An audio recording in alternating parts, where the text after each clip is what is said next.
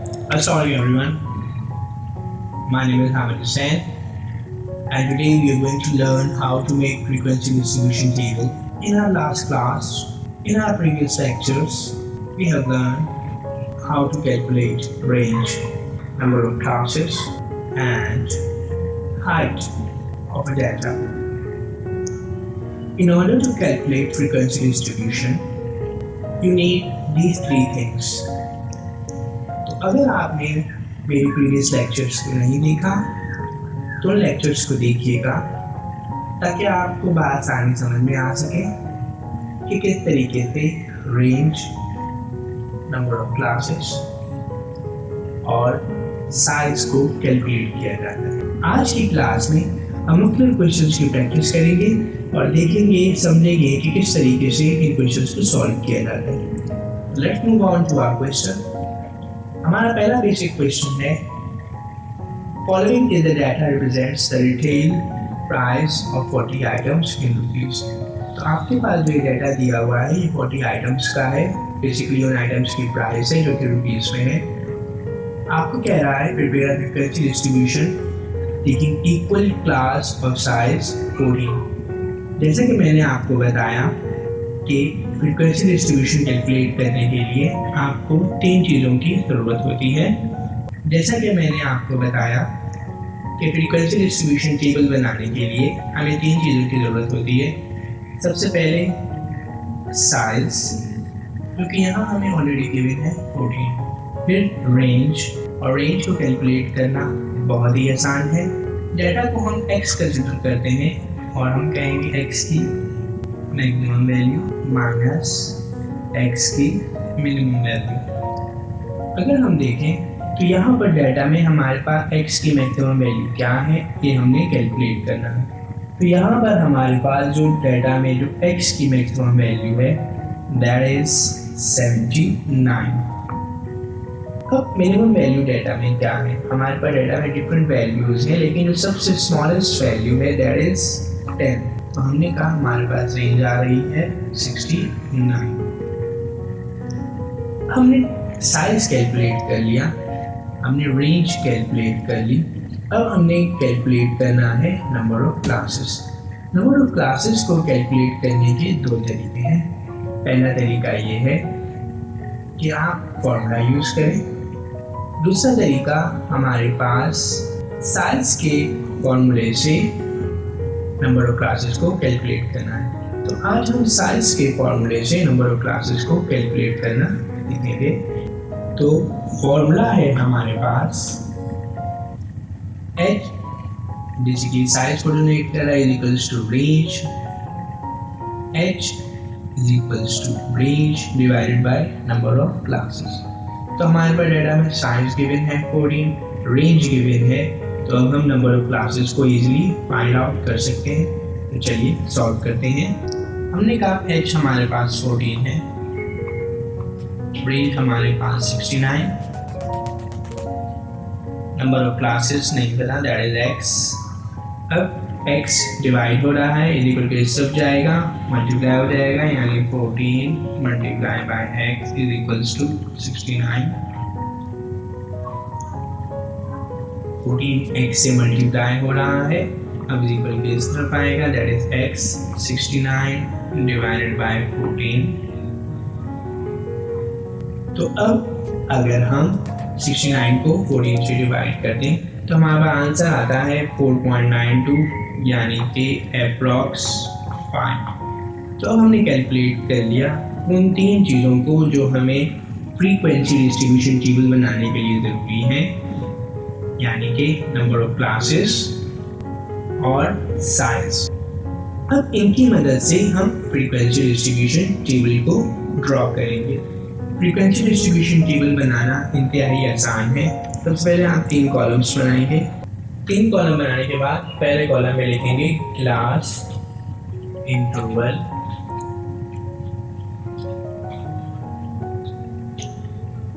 दूसरे कॉलम में आपने लिखना है वैल्यू मार्क्स और तीसरे कॉलम में आपने लिखना है फ्रीक्वेंसी।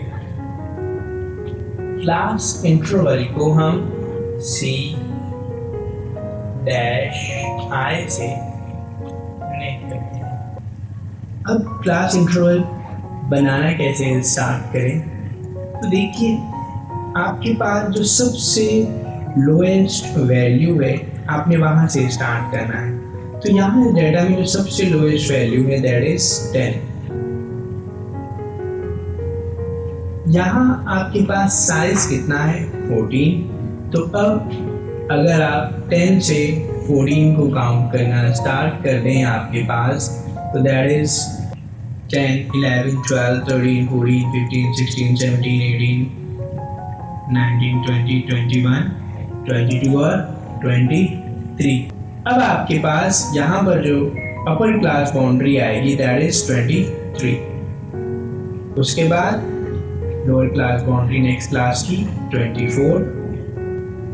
देन 23 में 14 ऐड कर दें आप तो 37। अगर मैं इसे और आसानी से समझाना चाहूँ तो मैं आपको इस तरह कहूँगा कि 10 में साइज ऐड कर दें। साइज हमारा क्या है 14, तो 10 में 14 ऐड करें 24। अब 24 में 14 ऐड कर दें दैट इज 38। अब 37 में 14 अगर आप ऐड कर दें दैट इज 51। अब वंस अगेन 38 में 14 ऐड कर दें तो दैट इज 52। अब 51 में 14 ऐड कर दें दैट इज 65। अब 52 में 14 ऐड कर दें दैट इज 66। और अब 65 में अगर आप 14 ऐड कर दें तो आपके पास आ रहा है 79। तो आप देख सकते हैं कि जो आपकी जो मैक्सिमम वैल्यू है वो यहाँ पर कवर हो रही है। अब जो हमारा नेक्स्ट स्टेप है वो बहुत ही आसान है। हम इस डाटा में वैल्यूज़ देखेंगे जो इस क्लास में प्रीवेल कर रही हूँ और फिर टैली मार्क्स को लगाएंगे। तो हमारे पास पहली वैल्यू है 50 हमारे पास फोर्थ क्लास इंटरवल में यानी 52 से 65 में आ रहा है। तो हम यहाँ पर एक स्ट्रेट लाइन को ड्रॉ करेंगे। फिर दोबारा 50 हमारे पास यहाँ आ रहा है, हम एक और लाइन ड्रॉ करेंगे। फिर एक बार 50 आ रहा है, एक और लाइन ड्रॉ कर दी। देन 28 हमारे पास सेकेंड क्लास इंटरवल में आ रहा है यानी 24 से 37 के दरमियान आ रहा है। इस तरह एक और लाइन ड्रॉ करेंगे। अब सवाल ये पैदा होता है कि ये किस तरह से 28, 24 और 37 के दरमियान में आ रहा है। तो अगर आप काउंट करें 24, 25, 26, 27, 28 तो आप देखेंगे कि 24 से 37 का ग्रुप है उसमें 28 हमारे पास आता है। देन 65 हमारे पास 66 से 79 के दरमियान में आ रहा है। 40 हमारे पास 38 से 51 के दरमियान में आ रहा है। 50 हमारे पास 52 से 65 के दरमियान में आ रहा है। 22 हमारे पास 10 से 23 के दरमियान में आ रहा है। 32 हमारे पास 24 से 37 के दरमियान में आ रहा है।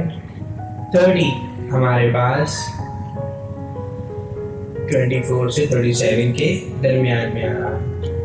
मैंने ये पहली लाइन कंप्लीट कर ली। इस पहली लाइन को कंप्लीट करने के बाद मैं जो वैल्यूज़ मैंने ले ली हैं उन वैल्यूज़ को कट कर दूंगा सो दैट कोई कंफ्यूजन बाकी ना रहे। आगे बढ़ते हैं। 79 हमारे पास 66 और 79 यानी फिफ्थ जो हमारी क्लास इंटरवल है उसमें आ रहा है। 50 हमारे पास 52 से 65 में आ रहा है। अब हमने करना क्या है, हमने करना ये है कि काउंट को आसान बनाने के लिए जो हमारा फिफ्थ टैली मार्क होगा उसे हम क्रॉस में लगाएंगे ताकि ये विजिबल हो और काउंट करने में भी आसान हो। अब अगेन 22 हमारे पास कहाँ आ रहा है, 22 हमारे पास 10 से 23 के दरमियान में आ रहा है। 20 हमारे पास कहाँ आ रहा है, 20 भी 10 से 23 के दरमियान में आ रहा है। 35 कहाँ आ रहा है? 35 24 से 37 के दरमियान में आ रहा है। 24 कहाँ आ रहा है? 24 वंस अगेन इसी लाइन में, इसी क्लास इंटरवल में फॉल कर रहा है। ये हमारा 5th मार्क होगा, लिहाजा इसे भी हम क्या करेंगे? क्रॉस में लगाएंगे।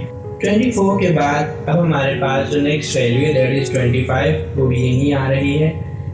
38 वो नेक्स्ट लाइन में फॉल कर रही है।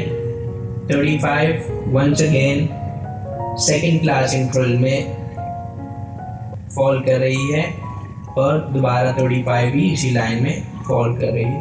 तो अब आप देख सकते हैं कि हमने 20 टैली मार्क्स को कंप्लीट कर लिया। वंस अगेन आप इन्हें कट करेंगे। अब हम नेक्स्ट लाइन की तरफ चलते हैं जो हमारी नेक्स्ट लाइन है उसमें जो फर्स्ट जो फिगर है हमारी दैट इज 65। तो 65 हमारा 52 से 65 के दरमियान में आ रहा है। 20 हमारे पास 10 से 23 के दरमियान में आ रहा है। 14 भी हमारा 10 से 23 के दरमियान में आ रहा है। और अब आप देख सकते हैं कि हमने 4 टैली मार्क्स को लगा लिया है। और 5 टैली मार्क्स कैसे लगेगा? क्रॉस में लगेगा। वेरी अब 14 के बाद 25 हमारे पास 24 से 37 के दरमियान में आ रहा है। देन 24 हमारे पास आ रहा है जो कि अगेन 24 से 37 के दरमियान में आ रहा है। हम क्या करेंगे? हम फिर एक क्रॉस में मार्क लगाएंगे क्योंकि अब हमारे पास 4 टैली मार्क्स लग चुके हैं। हमने कहा हम 5 का पेयर्स बनाएंगे।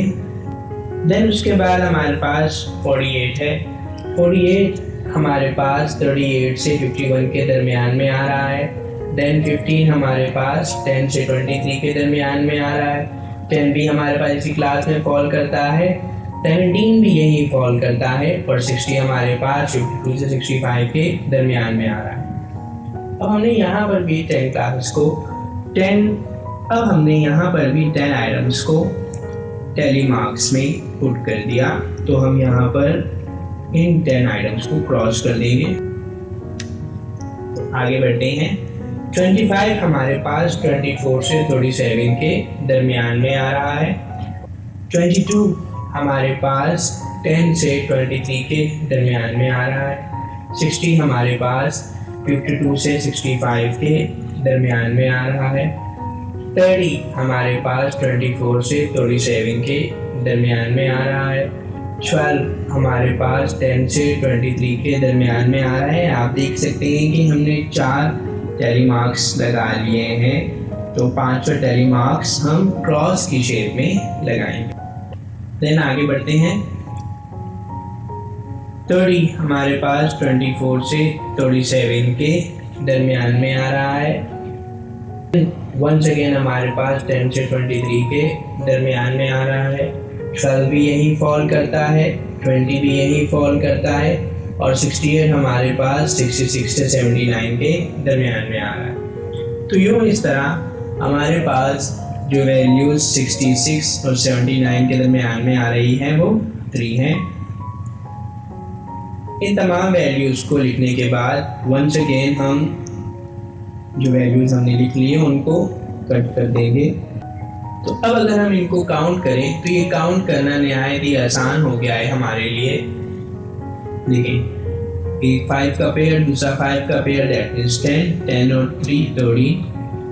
नेक्स्ट में हमारे पास 10 और 3 30 वंस अगेन, देन 3, देन 8 और देन 3। अगर हम इन तमाम वैल्यूज को टोटल करें तो हमारा आंसर क्या होगा? हमारा आंसर 40 होगा। आप ट्राई करके देखिएगा। चलिए नेक्स्ट क्वेश्चन की तरफ चलते हैं। ये सवाल हमारे पास फ्रीक्वेंसी डिस्ट्रीब्यूशन टेबल का 2019 regular and private Karachi board second year commerce में आया है। तो इस क्वेश्चन को कैसे सॉल्व करेंगे आइए आपको बता दें। क्वेश्चन में कह रहा है the following data refers to the prices of a rice in a city. अब आपके पास डाटा में डिफरेंट प्राइसेस दी हुई हैं और आपको रिक्वायर कह रहा है prepare a frequency distribution table class interval of ₹4 each such that the lower class limit of first class is 119। जैसा कि मैंने आपको बताया कि जब भी आप क्लास इंटरवल बनाते हैं तो उसमें दो आपके पास लिमिट होती है, अपर लिमिट और लोअर लिमिट, जिसको हम कहते हैं अपर क्लास बाउंड्री और लोअर क्लास बाउंड्री। तो यहाँ पर ये लोअर क्लास लिमिट जो कि फर्स्ट क्लास की वो बता रहा है 119। हमने करना क्या है, हमने सबसे पहले एक फ्रीक्वेंसी डिस्ट्रीब्यूशन टेबल बनाना है। टेबल बनाने के लिए आपको 3 कॉलम ड्रॉ करने होंगे। पहले कॉलम में क्लास इंटरवल, दूसरे में टैली मार्क्स और तीसरे में फ्रीक्वेंसी। अब यहाँ पर सवाल में आपको कह रहा है कि जो पहली क्लास जो आपको दी है 119, अब यहाँ हमने रेंज कैलकुलेट नहीं करनी, यहाँ हमने साइज कैलकुलेट नहीं करना, यहाँ हमने नंबर ऑफ क्लासेस को कैलकुलेट नहीं करना, क्योंकि यहाँ पर इन्होंने फर्स्ट जो वैल्यू है जो कि हमारी जो लोअर क्लास बाउंड्री वो हमें बता दी और साइज भी बता दिया, तो हमारे तमाम मामलात को इन्होंने हल कर दिया। हम करेंगे क्या, हम सबसे पहले यहाँ पर लोअर क्लास बाउंड्री को लिखेंगे, दैट इज 119 जो कि क्वेश्चन में गिवन है। अब हमें साइज भी बता दिया 4, तो 119 122, आपने कहा 122। अगर ये आपको तरीका मुश्किल लगता है तो हम और आसान कर देते हैं। 119 में आप 4 ऐड करें, क्या आएगा, यस 123। आपने नीचे जो इसके नीचे जो क्लास इंटरवल है उस पर 123 लिख दिया और ऊपर वाली क्लास में 122 लिख दिया। अब 122 में 4 ऐड करें, दैट इज 126। अगेन 123 में 4 ऐड करें 127 और 126 में 4 ऐड करें 130। 127 में 4 ऐड करें 131 और 130 में 4 ऐड करें, दैट इज 134। 131 में 4 ऐड कर दें, दैट इज 135 और 134 में 4 ऐड कर दें, दैट इज 138। हम सवाल में कहाँ तक जाएंगे, कितनी वैल्यूज को लिखेंगे, हम सवाल में देखेंगे कि हमारी मैक्सिमम वैल्यू क्या है। तो अगर हम इस सवाल में जो मैक्सिमम वैल्यू है उसको देखें तो हमारे पास जो मैक्सिमम जो वैल्यू आ रही है दैट इज 138। तो यहाँ आप देखें कि हमारे पास जो हमारी जो आखिरी जो क्लास इंटरवल है 138 वो हमारी डाटा को कवर कर रही है। तो चलिए अब टैली मार्क्स को बनाते हैं। सबसे पहली जो हमारे पास जो वैल्यू है दैट इज 125। आपने कहा 125 कौन सी क्लास में आएगा, 120 से 126 में आएगा। आपने कहा यहाँ हमने एक टैली मार्क लगा लिया। 126 भी यहाँ आएगा, यहाँ एक टैली मार्क लगा लिया। 135 और 138 के दरमियान आएगा, यहाँ एक टैली मार्क लगा लिया। 132 आपके पास 131 और 134 के दरमियान में आएगा, यहाँ आपने एक टैली मार्क लगा लिया। और 130 आपके पास 127 और 130 के दरमियान में आएगा, यहाँ एक टैली मार्क लगा लिया। देन 128 आपके पास 127 और 130 के दरमियान में आएगा, आपने यहाँ एक टैली मार्क लगाया। 123 आपके पास 123 और 126 के दरमियान में आएगा, आपने यहाँ एक टैली मार्क लगाया। 122 आपके पास 119 और 122 के दरमियान में आएगा, आपने यहाँ एक टैली मार्क लगाया।